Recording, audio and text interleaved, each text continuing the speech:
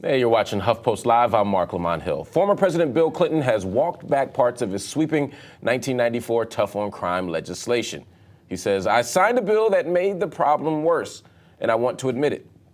Clinton said on Wednesday at the NAACP National Convention these very words. Now, repudiating the Violent Crime Control Act's commitment to longer, stricter prison sentences, Clinton also elaborated. He said, most of these people are in prison under state law, but the federal law set a trend, and that was overdone. We were wrong about that. That percentage of it we were wrong about. Big admission. Joining me to break down what the admission means in America's evolving stance on crime and how this all impacts Hillary 2016. Got to talk about that.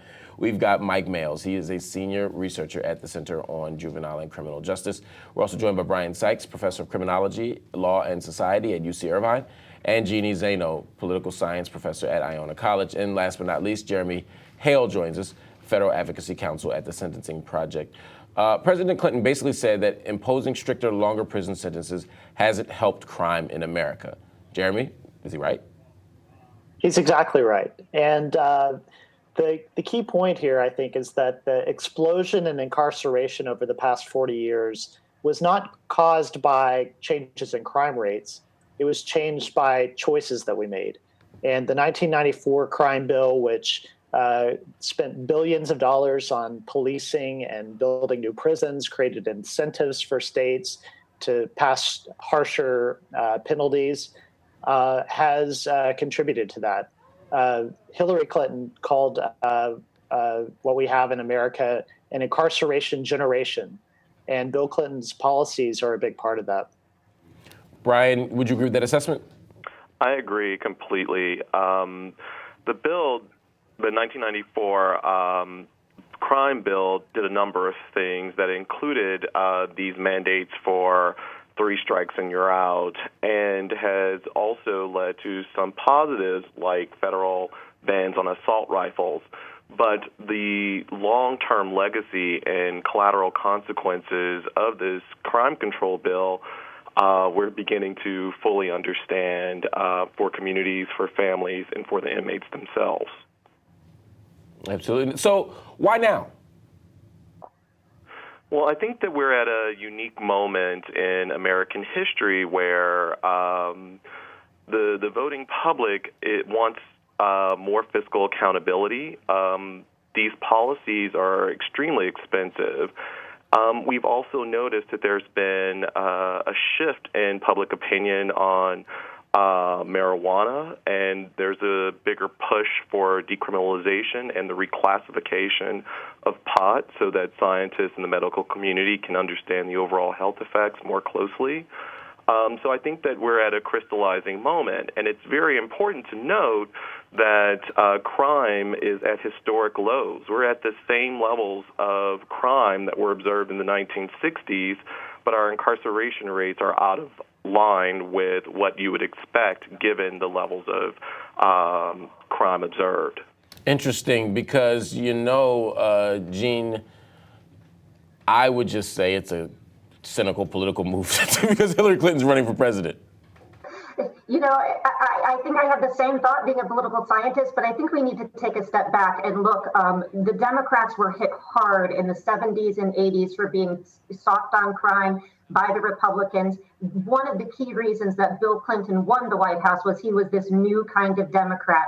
And he used that in 1994 to push hard to get this bill passed. Let's remember, it was 9 months of him negotiating to bring over Democrats. And as somebody just mentioned, things like the Violence Against Women Act, the assault rifle ban, those were all part of this larger bill to get the Democrats over there. And then, I'm glad he came out and said this, but let's just be real. For 2 decades, the Clintons have been saying that this was one of his signature achievements. And in fact, tying this to the decrease in crime, not directly, but kind of causally. So I think we need to recognize that. And I'm happy he came out and said this. But I do think that some of us look at this and it seems a bit cynical. Now, that said, I hope we've reached a point in America where we don't tie Hillary Clinton to what her spouse has done or is doing. And she's her own person, she's her own politician, and she has been very clear on this issue. But again, for Bill Clinton to come out now, I welcome it. But I do wonder, the last 2 decades, these numbers were skyrocketing, mass incarcerations, and they were still touting this as a key achievement of the administration. Well, here's where it gets complicated, Jeannie. I think you're right. I think that I found it very problematic when we sort of link Hillary to Bill. No one should be tied directly to their husband when it comes to running for office, particularly when they have their own career, their own agenda, their own record to run on. I think the problem is much of her claim has been that she was integrally part of the policy deliberations of the Clinton administration. And so to some extent, we've tied her to some of these domestic policies like healthcare, like crime, because she said she was in on the conversation. Now, I think what's tricky about this is that she may have genuinely pushed back against Bill Clinton, even in 1994. She may have said, hey, I don't think this is the right move. I suspect that's not the case. But even if I give her the benefit of the doubt and say, hey, she was the one in the room saying, hey, this is wrong.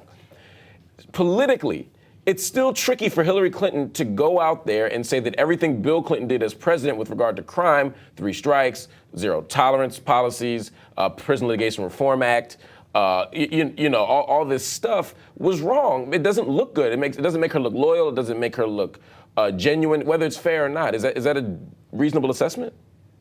It is, and I think what's tough for her is, as we know, she's going out there and saying, look at how good the economy was when we were in the White House. So if she's going to talk about it in a we context, look how hard we pushed for healthcare reform, then it's hard for her to divorce herself from these other issues. That said, I don't think we have much evidence to suggest that she was in on this type of legislation, but people will probably tie her to her husband in this context. But I have to say again, I hope we've moved beyond this. I think it is unfair. And, I think part of the reason he came out now, quite frankly, is because he too politically knows she'll be tied and he wants to give her some cover on this. Absolutely. I hope the cover works. Brian, what do you think? Do you think, am I being too cynical here? Well, no, I think that you raised some valid points. Hillary was out campaigning strongly among liberals to get this bill passed. And it's important to note that this bill was written by then Senator Joe Biden.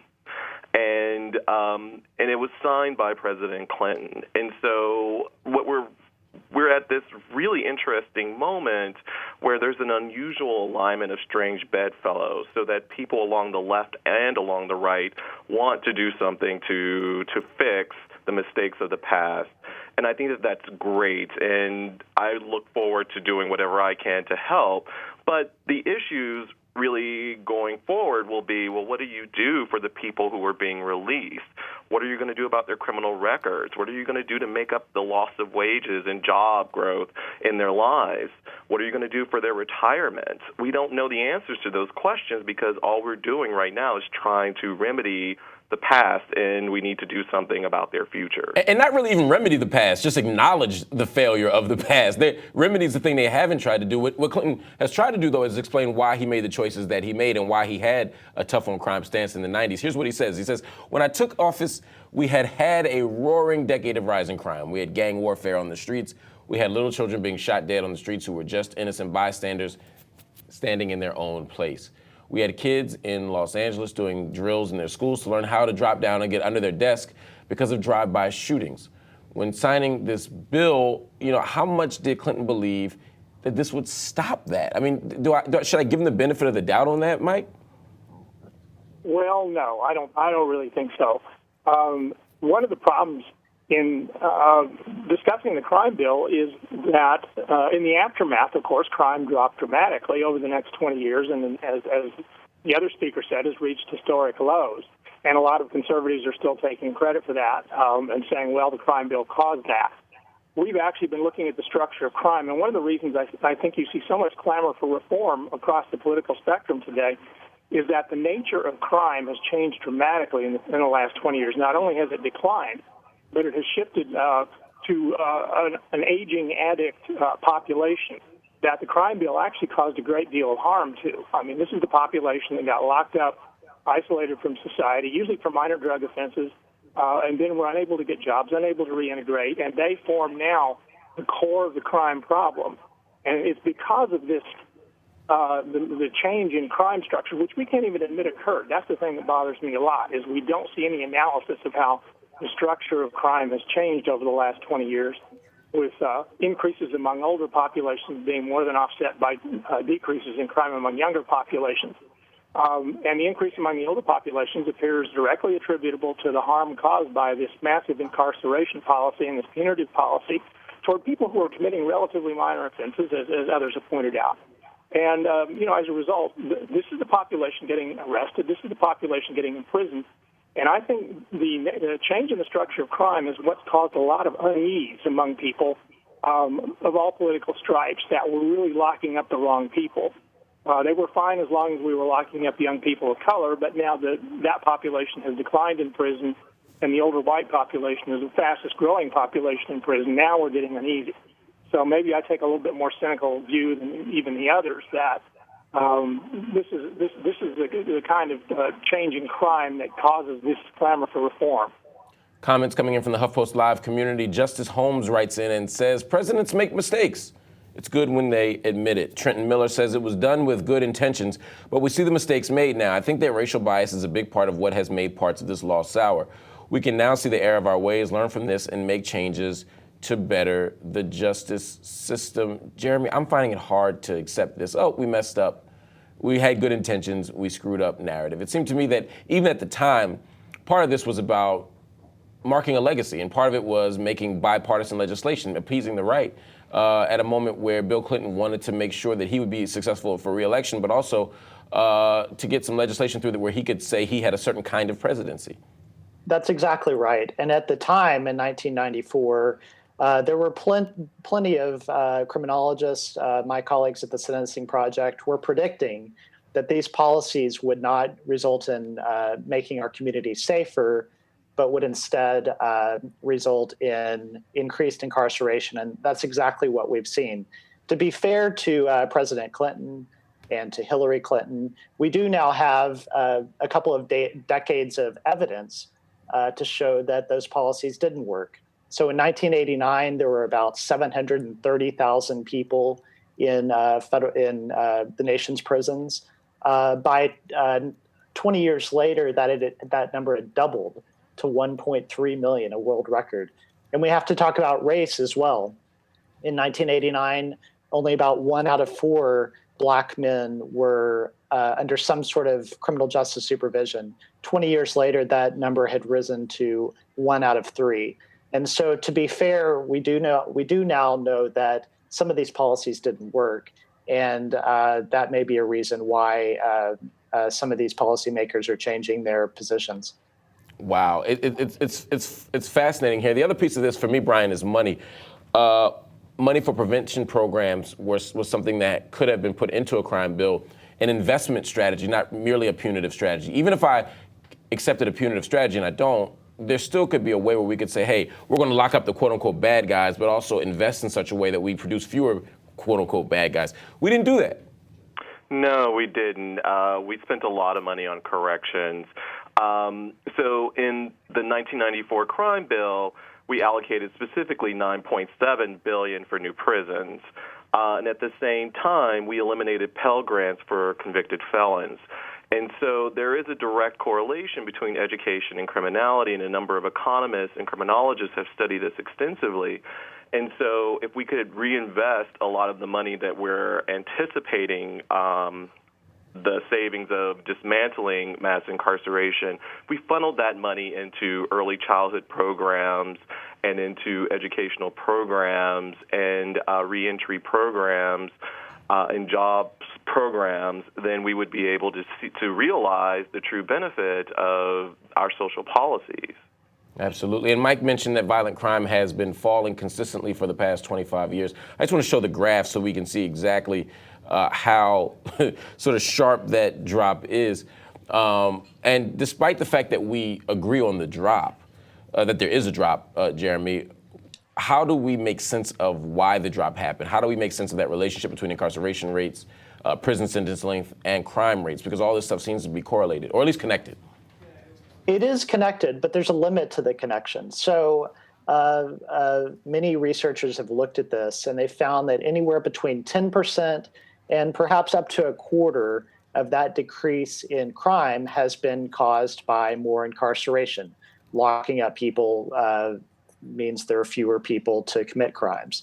But that means that 75% or up to perhaps 90% of that decrease in crime that you showed, it has been caused by other factors, changes in the economy, other reasons. And frankly, people who look at this aren't completely sure why that is. But we do know that incarceration has diminishing returns in terms of ensuring public safety. Absolutely. Now, this week, President Obama commuted the sentences of 46 nonviolent drug offenders. And at the NAACP convention, he proposed ambitious criminal justice reform. We should pass a sentencing reform bill through Congress this year.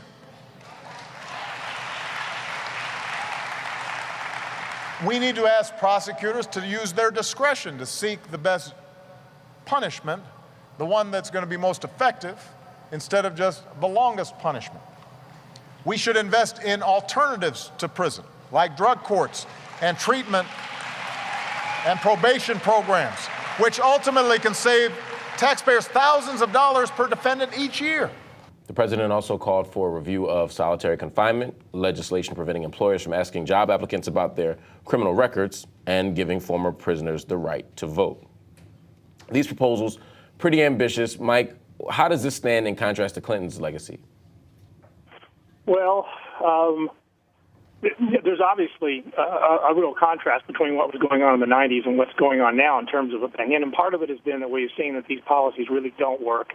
That yes, there may be some minor effects on violent crime in particular, but the overall effects of mass incarceration have been bad. So it's easy to look now and say that this didn't work.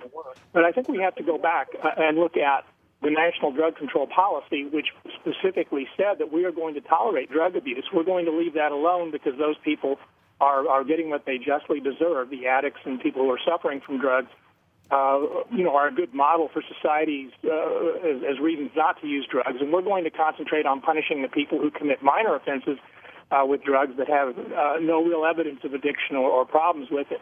And that's where a lot of the increase in the prison population has come from, and that's where a lot of the sentences that the president is now considering for commuting are coming from. So, this I don't believe this really was well-intentioned from the beginning. I think that it was part of a kind of a moralistic crusade to punish people that, in the words of the drug control strategy of the administrations of the 80s and 90s, were really committing offenses against moral authority, not really provable contributions to crime.